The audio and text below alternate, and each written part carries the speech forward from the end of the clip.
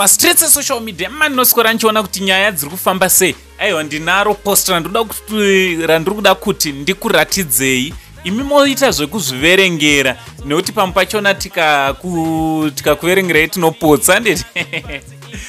Asi chekutanga uri munyowani paSaint TV usati wabaya subscribe button, please ndokumbirawo ngasubscribe totena on that notification bell kuitira kuti every time patinouploada mavideos, every time patinounza nyaya dzichipisa, you will be notified nchito zviri kudii kwese kwamuri vazukuru vasekuru Saint.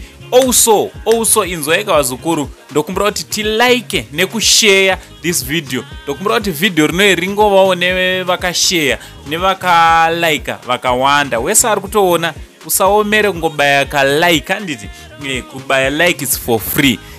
So nyaya ndauya nayo vazukuru nezvotaka kuzwisai nezvekudenhana kwanga kwaita DJ Shugeta ndiye akatanga nekudenha mukomana iye anonzi Dhewa Moyo. Dhewa Moyo handiti.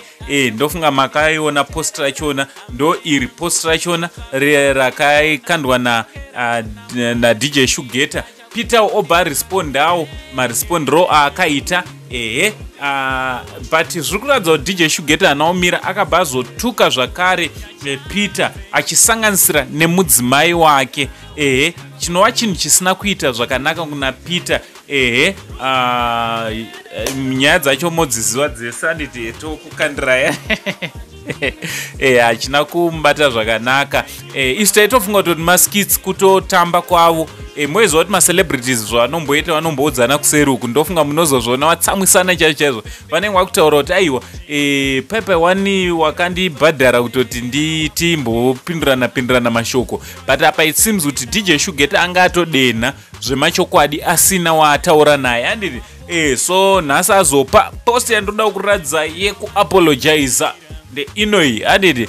Ari kuratidza kuti he is regretting zvaakaita, uyezve ari kukumbira ruregerero kuna Peter nekuda kwekutuka kwaakazoita akusanganisira nemubereki uyo akashayika. Ndititi may he so continue resting in peace.